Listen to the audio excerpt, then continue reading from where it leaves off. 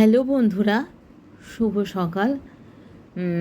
শুভ সকাল যখন হয়ে গেছে, রান্নাঘরে তো ঢুকতেই হবে। তো রান্নাঘরে আমি আজকের ভিডিওটা কিন্তু একটা অন্যরকমভাবে বানিয়েছি। আমার কোনো ভিডিওই তো এখনও পর্যন্ত ভাইরাল হয়নি, আপনারা জানেন।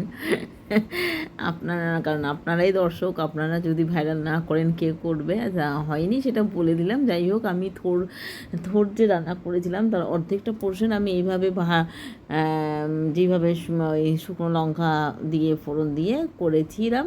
তো থোরটাকে আমি প্রথমে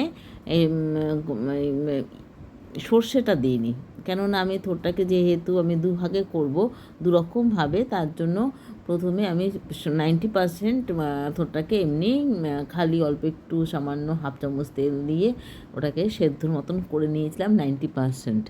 তারপর থোরটাকে পুরোটাকে বাটিতে সরিয়ে, এটা কিন্তু থোর নয়, এটা হচ্ছে উচ্ছে কুমড়ো ভাজা হচ্ছে।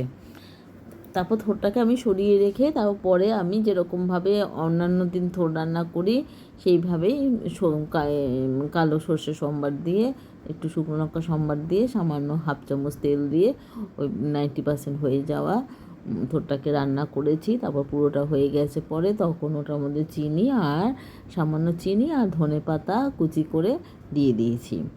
এবার এই যে থোরটা রান্না করব, বাকি যে অর্ধেকটা তুলে রেখেছিলাম সেই থোরটাকে আমি অন্যরকমভাবে রান্না করব। তার জন্য নিয়ে নিয়েছি আবার 1 চামচ তেল আর তেজপাতা।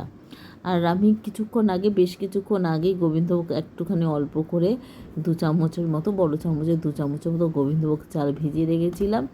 আর এই যে মশলাটা দেখছেন, এটার মধ্যে হলুদ, লঙ্কার গুঁড়ো আর নুন আছে। যদি আপনারা চান একসাথে চিনি দিতে পারেন, কিন্তু আমি সেটা করিনি। যাই হোক, আমি এটার মধ্যে একটুখানি গরম মশলার গুঁড়ো দিয়ে দিলাম। আর এবার দিয়ে দেবো তেলটার মধ্যে গরম মশলার গুঁড়োটা দিলাম। আর এবার ওই মশলাটা দিয়ে দেবো, যেই মশলাটাকে আমি জলে গুলে দিয়ে দিয়েছি। এবার যতক্ষণ না তেল ছাড়ছে, তেল তাড়াতাড়ি ছেড়ে যাবে, আমি একটু আদাটাকেও দিয়ে দিলাম। আদাটা কিন্তু আমি কিমা বলতে পারেন, আদার কিমা করে দিয়েছি।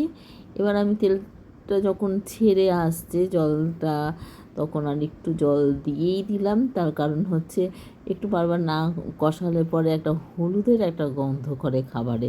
দেখুন এবার যে সুন্দর একটা কালচে লাল রঙটা এসছে, এর মধ্যে আমি আগের থেকে ভিজিয়ে রাখা, এখন এটা আধ ঘন্টারও বেশি সময় হয়ে গেছে চালটা, সেই গোবিন্দভোগ চালটা দিয়ে দিলাম। খুব বেশি দিইনি, বড় টেবিল স্পুনের 2 স্পুন চালটা ভিজিয়েছিলাম। তো আমার বর এটা যেদিন রাত্রিবেলা আর কি আমি পরিবেশনের সময় দিচ্ছিলাম, এটা তো দিনের বেলা করেছি, দিনের বেলা অফিসের টাইমে চট করে খেয়ে চলে যায়। রাত্রিবেলা যখন দিচ্ছি তখন খেয়ে না গম্ভীরভাবে বলছে, মাছ রান্না করার কী দরকার ছিল? আমি কেন, কী জানি কী হলো, কিছু ভুল হয়ে গেল কি না। তা বলে এরকমভাবে যদি থোর রান্না করা যায় তাহলে তো আর কোনো মাছের কোনো দরকার পড়বে না। যাই হোক, আমি তো আর সেটা আগের থেকে খেয়ে দেখিনি, এরকমভাবে হয় এরকমভাবে করেছি। অনেক রকমভাবেই গোবিন্দভোগ চালকে ব্যবহার করা হয় রান্নাতে, আমি মাঝে মাঝে করি। তো এইবার থোরটার মধ্যে করেছি। আর কি বলুন তো, আমরাও কিন্তু খেয়ে ভুলে যাই, যিনি রান্না করেন তারই কিন্তু মনে থাকে যে এই রান্নাটা আমি কিছুদিন আগে করেছিলাম। এটা কিন্তু একটা কেমন একটা জানি ঘটনা, যে জিভ ভুলে যায় কিন্তু হাত ভোলে না।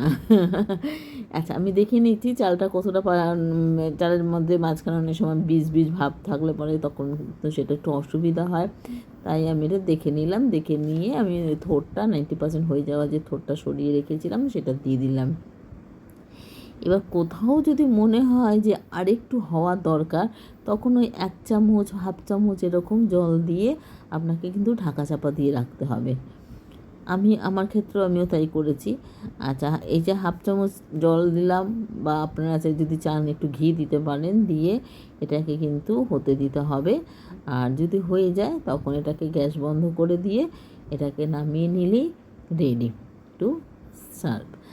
আচ্ছা, করেছিলাম পাবদা মাছ, আচ্ছা একটুখানি পেঁয়াজের ডাল করেছিলাম, সবই অল্প অল্প পরিমাণে করেছিলাম। তো থোরটা খেয়ে আমার বর কিন্তু বলেছিল যে আমাদের মাছ আজকে না হলে হতো, যদিও রাতে, দিনের বেলা না। আচ্ছা, উচ্ছে কুমড়ো ভাজা দেখতেই পাচ্ছেন, এটা এই 4 পদই রান্না করেছিলাম। আরেক রকমের যে থোরটা করেছি সেটাও খাওয়া হয়ে গেছে, তার ছবিটা তোলা হয়নি। যাই হোক, এই যে টাটা বাই বাই, সঙ্গে থাকবেন, ভালো থাকবেন। আর কি বলবো, মনটা ভীষণ খারাপ, কেননা এতদিন ধরে ইউটিউব করছি, এখনও পর্যন্ত একটা ভিডিও ভাইরাল হলো না। এই দুঃখ আমি রাখবো কার কাছে? আপনাদের কাছেই রাখছি, আপনারাই পৌঁছে দেবেন। Tata bye bye.